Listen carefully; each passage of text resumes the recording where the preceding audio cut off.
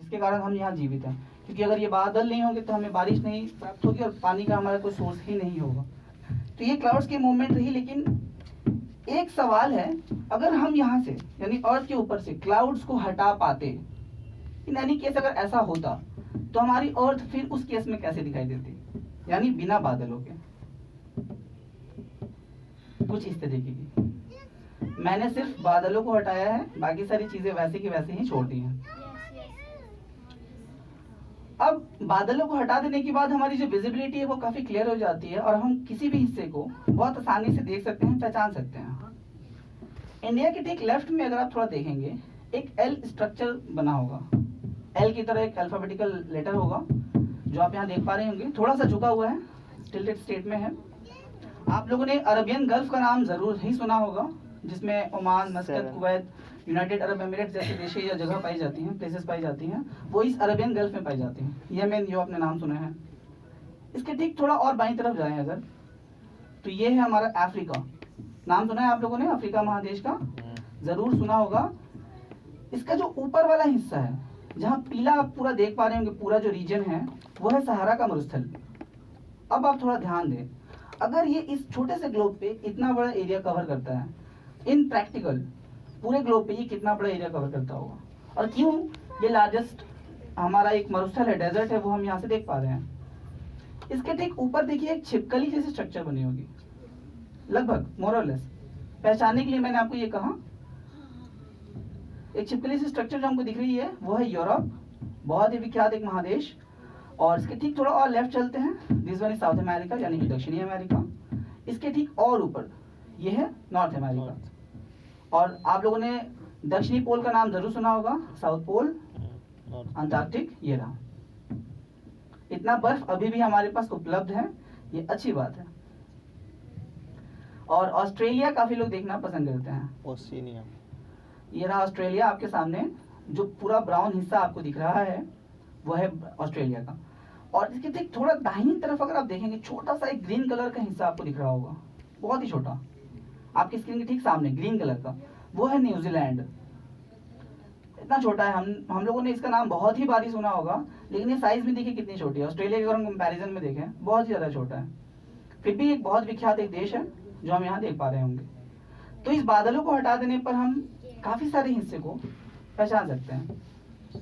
आइए एक मैं आपको बहुत ही बेहद खूबसूरत नजारा दिखाना चाहूंगा। हम लोगों ने डे और नाइट एक साथ कभी नहीं देखे चीज, हम लोग, हमारे लिए वो प्रैक्टिकली पॉसिबल नहीं है, लेकिन आप साइंस एंड स्फीयर की फैसिलिटी में हैं, हम यहाँ देख सकते हैं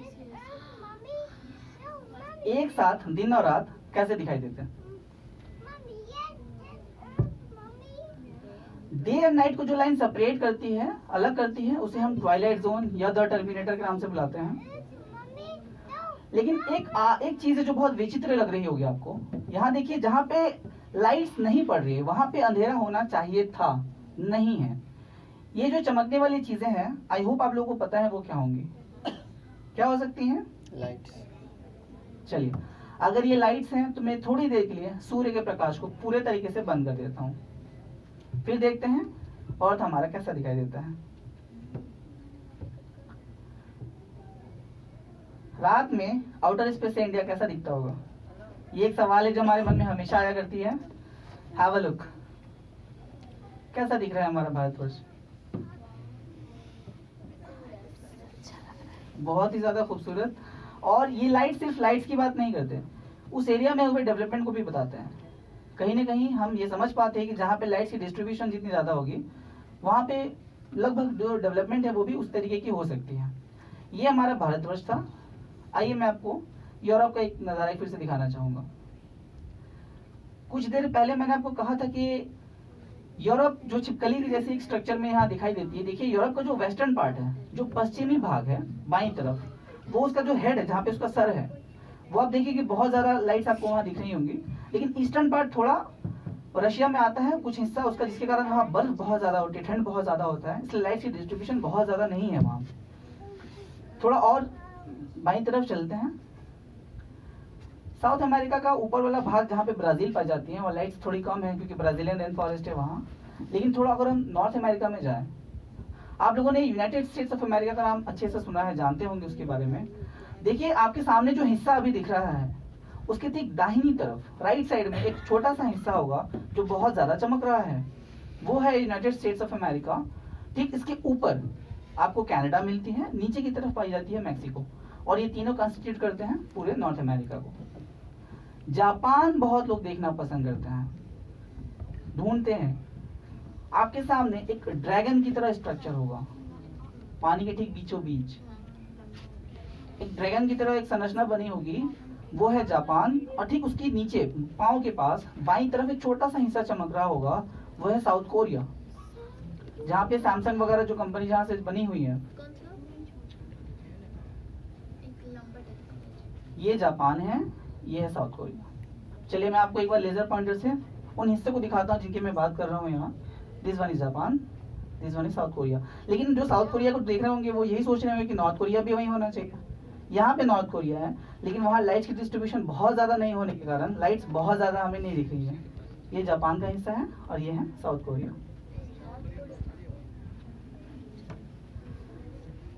आप लोगों ने कभी ट्रांस साइबेरियन रेलवे का नाम सुना है?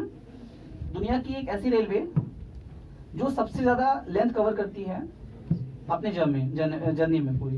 ट्रांस साइबेरियन रेलवे रशिया से शुरू होकर अभी तो इंग्लैंड तक पहुंच रही है। तो आपके सामने एक लाइन, एक टेढ़ी मेढ़ी लाइन दिख रही होगी अप्रॉक्स। आप बहुत सारे लाइंस को देख पा रहे होंगे, उसमें से एक लाइन पूरी जो लंबी आपको दिख रही है स्क्रीन पे, वो ट्रांस साइबेरियन रेलवे की पूरी लेंथ है, जो करीबन 9227 किलोमीटर कवर करती है। 21 दिन लगते हैं इसको कवर करने में, और ये दुनिया का सबसे लंबा रेलवे ट्रैक है। तो ये लाइट्स की डिस्ट्रीब्यूशन थी। आगे बढ़ते हैं, आपको हम दिखाते हैं दुनिया में हम यानी मनुष्य यातायात कैसे करते हैं, बाई ट्रेन ट्रांसपोर्टेशन। हम यहाँ पे बहुत सारे लाइंस देख पा रहे होंगे, व्हाइट, ब्लू और ग्रीन। जहाँ पे वो जमीन है, धरातल है हमारी, तो हम ये समझ पा रहे हैं कि बाई रोड वहां हम ट्रांसपोर्टेशन करते होंगे। लेकिन ये जो ब्लू लाइंस हैं, ये पानी के द्वारा हम जर्नी कैसे करते हैं, बाई शिप, उसको दिखा रही हैं। और आप देखिए कि हमें हमेशा ये लगता है कि पानी के द्वारा हम जर्नी नहीं करते होंगे, लेकिन that is not the case. यहाँ जो इतनी सारी ब्लू लाइंस दिख रही हैं, ये हमें बताती हैं कि पानी के जहाज के द्वारा भी हम एक जगह से दूसरी जगह तक जाते हैं। भले ही हम इंपोर्ट या एक्सपोर्ट करें या हम खुद जाएं, लेकिन हम करते हैं। और ये जो रेड कलर दिख रही होंगी, जो लाल रंग दिख रहे हैं, ये हमें बताते हैं कि हवाई जहाजों के द्वारा हम यातायात कैसे करते हैं। इतनी सारी रेड लाइंस हमें बताती हैं कि हाँ वाकई हम हवाई जहाजों का उपयोग बहुत अत्यधिक मात्रा में करते हैं। उसका एक एग्जाम्पल मैं आपको डायरेक्टली दिखाना चाहूंगा। कोई बता सकता है ये जो छोटी छोटी लाइंस हैं, छोटे छोटे जो पॉइंट्स हैं, ये क्या है? कोई अंदाजा? एरोप्लेन। एरोप्लेन, जी हाँ बिल्कुल। इतनी सारी हवाई जहाजें उड़ती हैं एक दिन के अंदर पूरे पृथ्वी के ऊपर। हाँ मतलब मच्छर, मक्खियां, मछलियां ये सब बिल्कुल नहीं है। और नहीं, काफी लोगों को ये लगता है कि हाँ ये मच्छर होंगे, लेकिन ऐसा नहीं है। ये हवाई जहाजों के नंबर्स को बताते हैं कि इतनी सारी हवाई जहाजें हैं, आसमान में लगातार उड़ती रहती हैं, और हमें लगता है कि आसमान बहुत खाली है, लेकिन ऐसा नहीं होता। आइए मैं एक हिस्सा आपको दिखाना चाहूंगा। इंडिया में एक दिन में कितनी सारी हवाई जहाजें उड़ती होंगी? आप यहाँ देखेंगे नंबर्स बहुत ज्यादा नहीं हैं। हमारी पॉपुलेशन के हिसाब से नंबर्स थोड़े और ज्यादा होने चाहिए थे।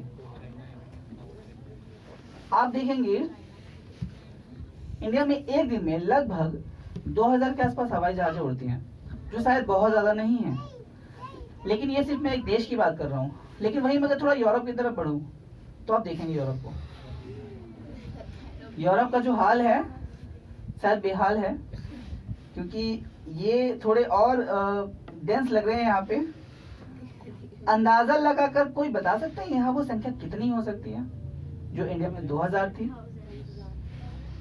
20,000, थोड़ा और जाएंगे ऊपर, 50, थोड़ा सा कम करते हैं, अप्रोक्सीमेटली 40,000, 40,000। और लेकिन हाँ ये आपको ध्यान रखना होगा कि हम यहाँ पे एक पूरे महादेश यानी कॉन्टिनेंट की बात कर रहे हैं, न सिर्फ किसी एक देश की। आप थोड़ा ध्यान से देखेंगे, यूरोप से नॉर्थ वेस्ट, उत्तर पश्चिम की तरफ एक फ्लाइट की लाइन जा रही होगी। देख पा रहे हैं आप लोग? ये देखिए एक लाइन जा रही है। तो ये यूरोप से, यानी ये यूरोप है, और यहाँ ये जा रही है नॉर्थ अमेरिका। दुनिया का वो एक ऐसा क्षेत्र